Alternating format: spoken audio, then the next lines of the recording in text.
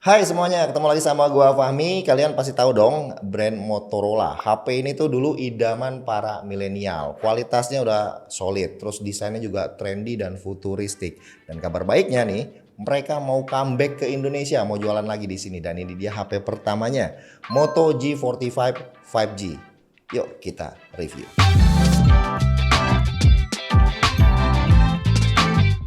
Alhamdulillahnya paket penjualan HP ini tuh masih lengkap. Di dalamnya kita masih dapetin softcase transparan, kabel USB A to USB C, batok charger 18 watt, dan lanjutnya kita bahas soal desainnya.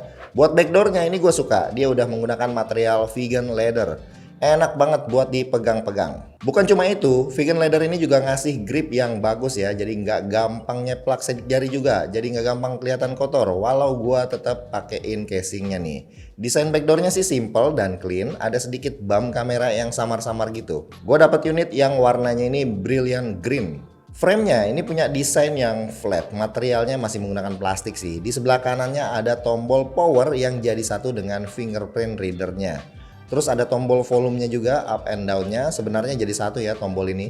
Tapi dibuat ada cekungan di tengahnya yang bikin kelihatan kayak dua tombol yang terpisah gitu. Di sebelah kiri ini ada SIM tray, ini dual SIM hybrid, di bawahnya ada lubang jack audio 3,5 mm, terus satu lubang mic, port charger USB Type-C dan grill speaker. Di atas masih ada satu lubang mic dan ada tulisannya nih, Dolby Atmos. By the way, HP ini tuh masuk dalam kategori entry level ya, tapi serius nih, udah support sama Dolby Atmos. Buat handlingnya sih yang kayak gue bilang tadi ya, vegan leather ini ngasih grip yang bagus dan nyaman aja pas dipegang, nggak kerasa licin. HP ini tebalnya 8 mm yang masih nyaman lah feel-nya di tangan. Beratnya juga termasuk ringan, ada di 183 gram, dan sudut-sudutnya juga melengkung ya, jadi nggak kerasa tajam. Layarnya menggunakan panel IPS LCD berukuran 6,5 inci, masih beresolusi HD Plus 720 x 1600 pixel. Refresh rate-nya udah 120 Hz dengan kerapatan pixel di 226 ppi. Nah soal SSD-nya nih, bezelnya ini masih kerasa tebel, apalagi di bagian dagunya ya. Tapi kamera depannya udah menggunakan desain yang punch hole di tengah, ukurannya juga cukup kecil. Jujur Le, karena sering lihat layar dengan resolusi yang lebih tinggi ya pasti ada kerasa ya bedanya pas lihat layar dengan resolusi yang HD. Tapi layarnya ini masih kerasa tajam sih kalau dibanding layar-layar HD di pasaran HP entry level. Tapi gua harus akuin kalau layar Moto G45 5G ini punya kontras yang cukup baik. Warnanya cukup vibran dan saturasinya juga kerasa cukup. Di Netflix, HP ini udah punya spesifikasi Wi-Fi L1 walau nggak ada playback yang HDR-nya. Nonton di layar HP ini udah mencukupi lah menurut gua. Nah speakernya, HP ini tuh udah stereo, udah support untuk playback Dolby Atmos dan sudah disupport juga nih sama aplikasinya. Speakernya ini bisa dibilang lantang ya, dan di volume maksimalnya juga nggak pecah. Efek surroundnya cukup baik, speaker ini enak banget sih buat dipakai nonton Netflix gitu. Nah yang menarik, Moto G45 5G ini udah menggunakan chipset dari Qualcomm yaitu Snapdragon 6S Gen 3. Chipset ini berjalan di fabrikasi 6 nanometer dengan konfigurasi octa-core, 2 performance core Cortex A78 2,3 GHz dan 6 efficient core di Cortex A55 2 GHz yang ditandemin sama GPU Adreno 619. RAM-nya ini 8 GB dengan storage-nya yang 256 GB.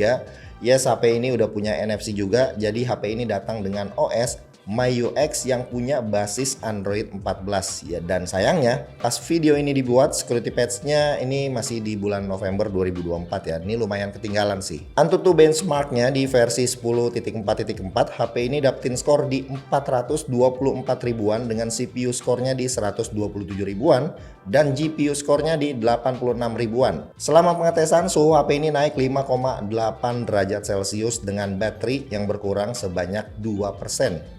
Lanjut kita tes di 3D Mark Wildlife Stress Test. HP ini berhasil dapetin stability di angka 99,2% dengan base loop skornya di 1276 dan lowestnya di 1266.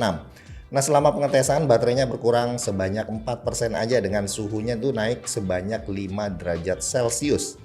Nah lanjut kita ke bagian Geekbench 6. HP ini dapetin single core-nya di 938 dengan multi core-nya di 1653. Dan gue juga running GPU benchmark ini dengan API yang OpenCL.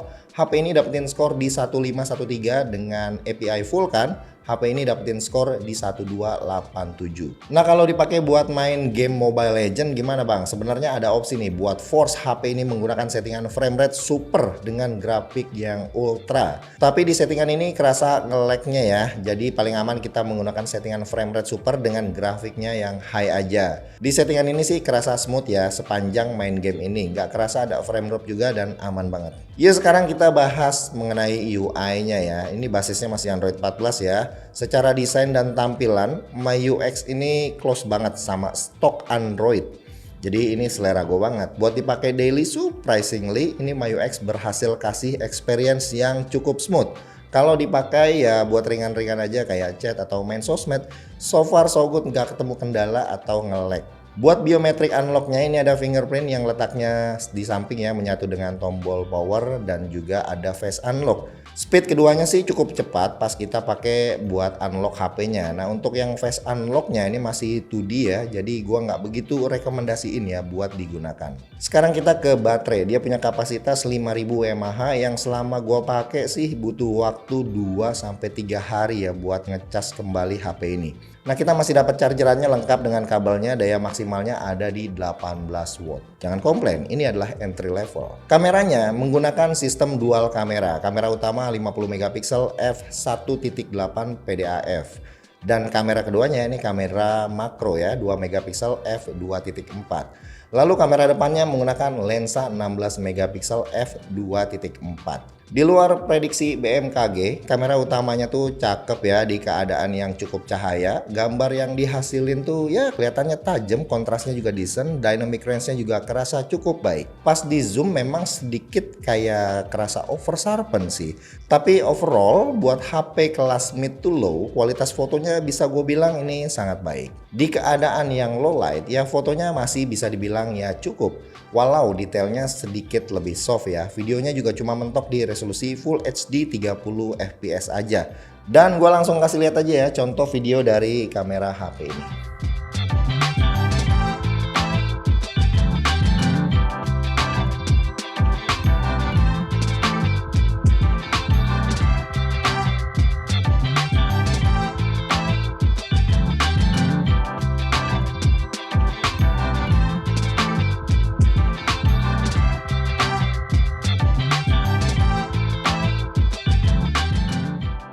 Kamera depannya juga bisa ngasilin gambar yang cukup decent ya. Kita bisa switch angle-nya jadi agak lebih lebar, jadi gampang buat wifi. Nah buat videonya juga mentok ya, di resolusinya Full HD 30 fps. Dan ini adalah contoh video kamera depan dari Moto G45 5G.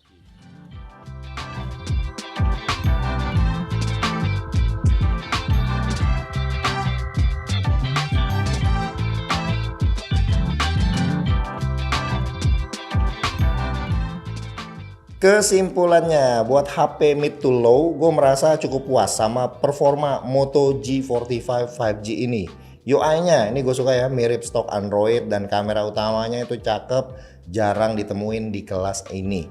Tapi jujur ya, ini layarnya masih HD yang menurut gue masih jadi deal breaker buat HP ini. Secara pribadi jujur gue seneng banget Motorola bisa kembali lagi ke Indonesia dan berjualan di sini. Semoga aja nanti ke depannya nih Motorola bisa banyak bawa HP-HP-nya masuk resmi ke Indonesia, apalagi yang HP lipetnya. Kita lihat. Ya habis nonton konser kemarin mah. Ya sih. Green Day.